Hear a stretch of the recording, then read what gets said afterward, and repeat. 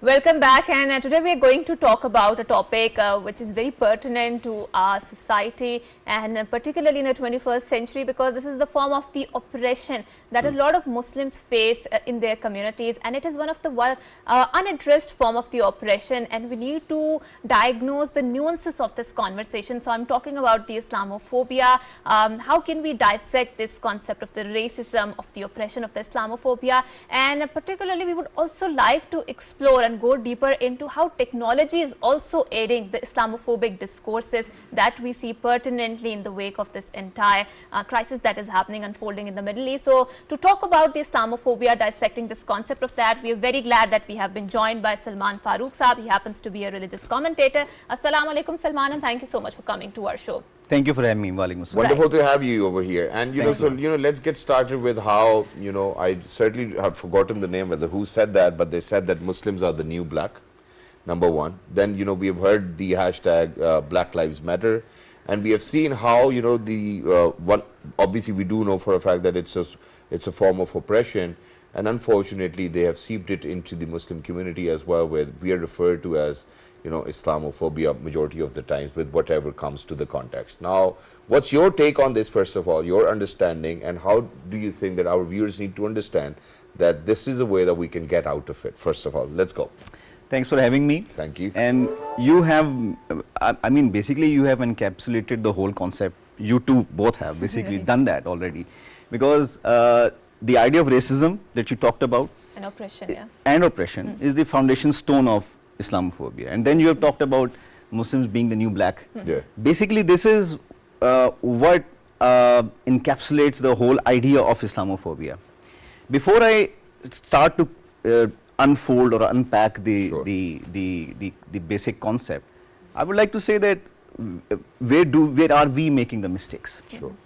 I don't agree with the term Islamophobia, because if you look at the etymology of this term, the etymology is very interesting.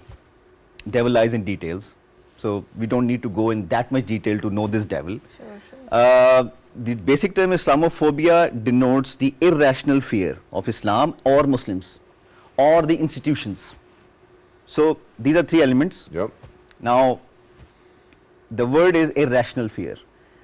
Who has coined this term? The West has coined this term. So it's a Western problem, not an Islamic problem. True. Just like Crusades was the creation of the West, not the Muslims or the Muslim world, not the East, basically. True. Because it's not the fight between religion and non-religion. It's always been a fight between East and the West.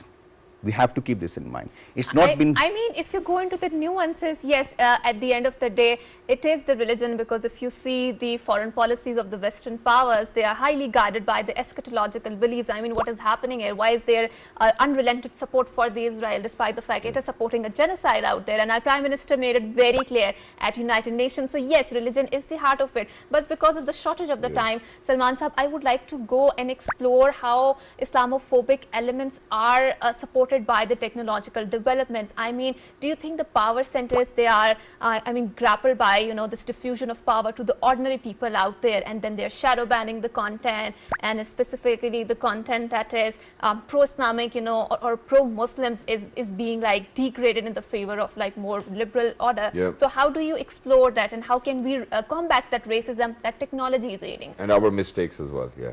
Yeah, so our mistake is, again, you have encapsulated the whole idea yourself. I think we need to take a seat back, and I think we'll allow you to please share. No, Yeah. that makes the task very easy for me, obviously. These are cues for me as well. Yeah. Well, of course, the genocide is happening in Palestine, but when was the term genocide introduced first? When was the first time it was coined? After the First World War. All right. That was the first time, and it was not genocide when 200 million people were killed in India by the UK imperialism. Neither was it coined when the slaves were transported and mass murder happened because of the blacks that you talked about. So this is a recurring theme, whether it was Spanish Inquisition, whether it was slave society that was created by the slave society or slave economy that was created, and then slaves were exported or imported to the US and the UK, to the Western world. So basically it has a religious connotation, but it is not a religious problem as such, because it's designed around that. Yes. It was designed around that. The basic theme is not the cultural norms. The cultural norms are there, but they are only the undertones, the undercurrents. The main theme and the main idea is the financial and the capitalistic system. So is that what the West wants to achieve, you know, by oppressing, by, you know, creating immense pressure that financially any nation certainly couldn't rise, you know, probably there's no competition for them. And if they can do it so well, why can't we coin a term and why can't we do it? So you're talking about... Yes, I'm talking about, for example, if the West has created this term or coined this term Islamophobia, why can't we come up with our own term Jewphobia? You know, let's do that too as well. I mean, what's Israel doing? Do you think it's the media that needs to play a role in it? Thank you so much. Thank you so much for bringing that up again. You see, why not use the terms that are already there? Okay. Why not call it racism? Yeah.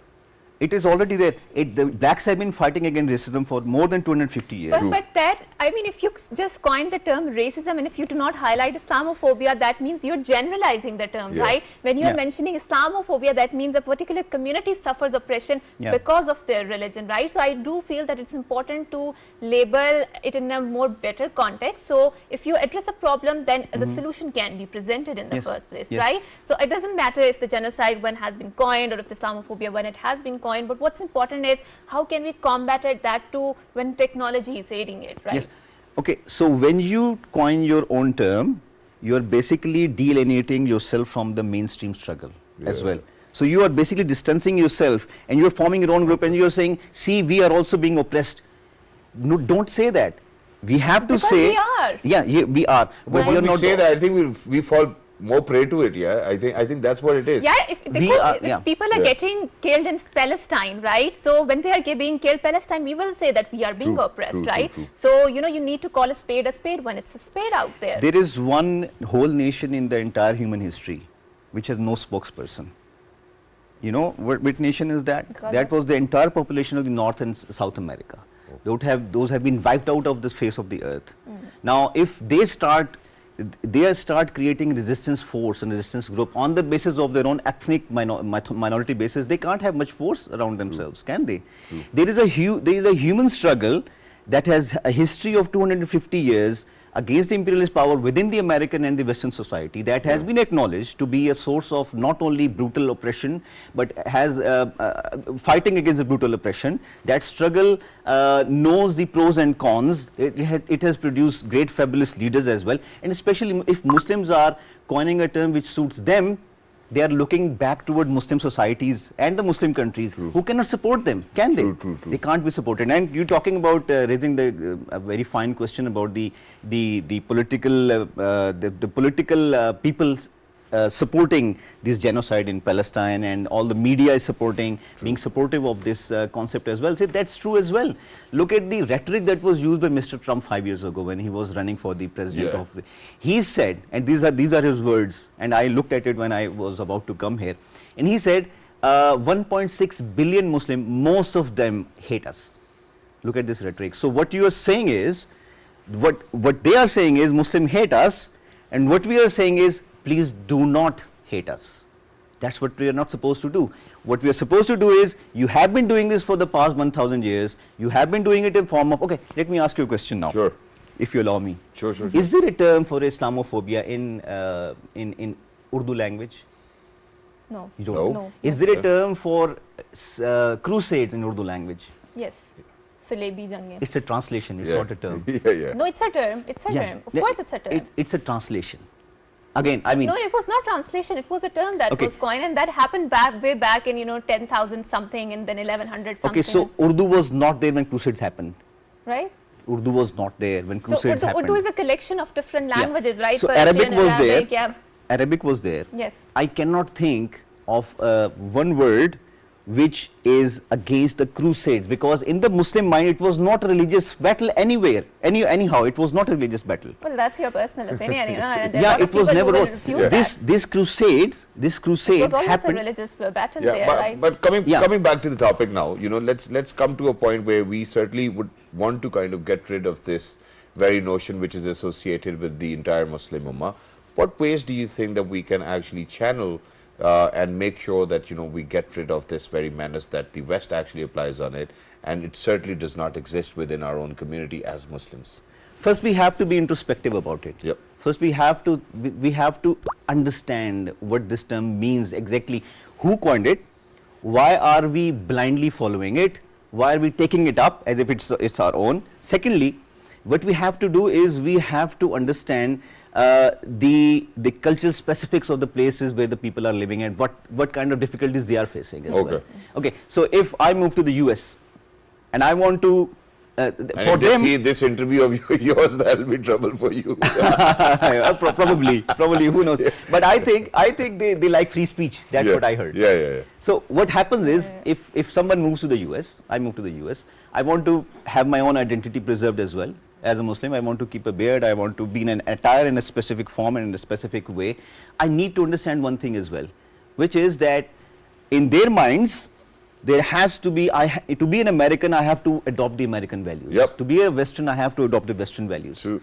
So the Muslims have to have this conversation going on amongst themselves as well. Living there, you cannot propagate yourselves as the whole community, as a Muslim community, and cannot have your political beliefs on the basis of being Muslims. You have to fight. If you are living in the US, you have to adopt the nationality. You have to start to be having a debate amongst yourselves in which you want to create your identity. Okay, we know that in Muslim communities in the US, in the Muslim communities in the, last words. In the Muslim communities in the US, there are fewer crimes than the whole of the US. There are fewer drug users in the whole of the US. So the communities are thriving. They are contributing positively towards the US. But on the street level, where there is irrational fear, because they declare themselves to have irrational fear. So whoever is committing Islamophobia is not Thank you a so much. right-minded person. Thank you so much.